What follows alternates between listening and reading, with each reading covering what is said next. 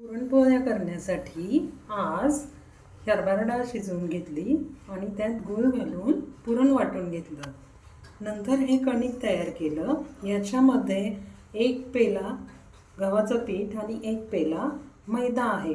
ते चांगलं मळून घेतलं सैलसर असं आणि मुरत ठेवलं. आणि आता 2 तास मुरल्यानंतर ह्या पोळ्या करायला घेतलेल्या आहेत. तर हे बघा, पोळी करत असताना मैदा लावायला पण मैदा घेतलेला आहे पुरणपोळीला, म्हणजे त्या पटापट सरकतात आणि फुटत देखील नाही. तर एक एक उंडा घेऊन ह्याच्यामध्ये असं पुरण भरायचं. पुरण जास्त भरायचं आणि हे कणिक थोडं घ्यायचं. कणकेच्या डबल पुरण भरायचं आहे. तर भरताना बघा कशी काळजी घ्यायची आहे ते बघा. इथे मी कसं करते ते बघा. असा गोल तयार करून त्याच्या आतमध्ये असं पुरण घालायचं आहे आणि त्याचं तोंड आपल्याला बंद करायचं आहे, म्हणजे आपलं पुरण बाहेर येणार नाही. मग ते बंद करत असताना हे थोडंसं उंच करून घ्यायचं आणि हाताने आपण मोदक करतो तसं ते एकत्र आणायचं. एकत्र आणल्यावरती हे असं मिटून टाकायचं. आता पुरण सगळीकडे पसरण्यासाठी सगळीकडे असं गोल गोल करून घ्यायचं.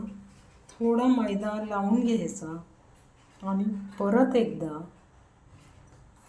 पोळपाटावर घेतल्यानंतर हाताने हे सगळीकडे पसरून घ्यायचं. लगेचच लाटायला सुरुवात करायची नाही.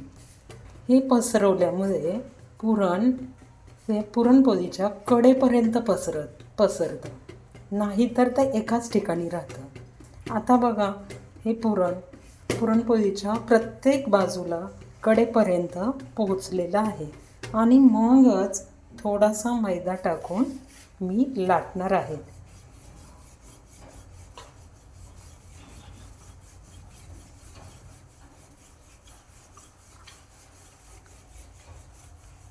जास्त दाब देऊन लाटायचं नाही, नाहीतर पुरण बाहेर येण्याची शक्यता असते. कडा पण चांगल्या लाटून घ्यायच्या, पातळ पातळ कडा लाटून घ्यायच्या आणि सगळीकडून सारखी करून लाटून गोलसर पोळी तयार करून घ्यायची. इथे एक लक्षात ठेवा, कडा लाटून घ्यायच्या आहेत चांगल्या पातळ. मग ही पुरणपोळी आता चांगल्या तापलेल्या तव्यावरती टाकायची. टाकल्यानंतर लगेचच उलटायची नाही किंवा पलटायची नाही. थोडा वेळ वाट बघायची. खालून बुडबुडे आले की एकदा ती पलटून घ्यायची. आता बघा, बुडबुडे यायला लागलेले आहेत थोडे थोडे. थोडा वेळ वाट बघायची. आता ही पोळी आपण पलटून घ्यायची.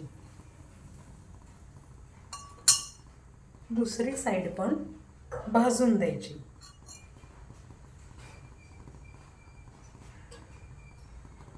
एक मिनिट ही पोळी चांगली दुसऱ्या साईडनी भाजून द्यायची.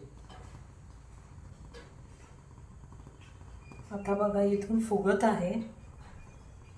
ती फुगायला लागली चांगली की मग तूप टाकायचं आहे. तुम्ही तेल टाकलं तरीही चालेल.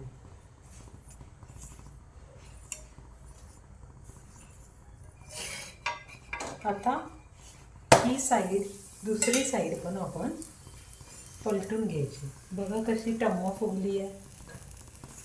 तुम्ही मी सांगितलेल्या टिप्स फॉलो करा, म्हणजे तुमची पोळी फुगेल.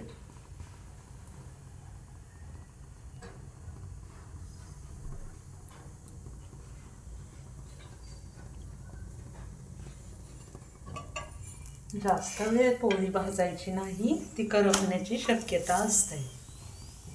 आता इथे बघा, कडा भाजलेले नाही आहे. मग मी पलटी करून कढाई भाजून घेणार आहे. थोडं उलट नाही, दाबून दाबून कडा भाजायच्या आहेत. आपल्याला आज ही 10 पुरणपोळ्यांची ऑर्डर आलेली आहे, म्हणून आज मी पुरणपोळ्या करत आहे. तुम्हाला ही ऑर्डर द्यायची असेल तर स्क्रीनवर दिलेल्या नंबरवर तुम्ही कॉन्टॅक्ट करू शकता.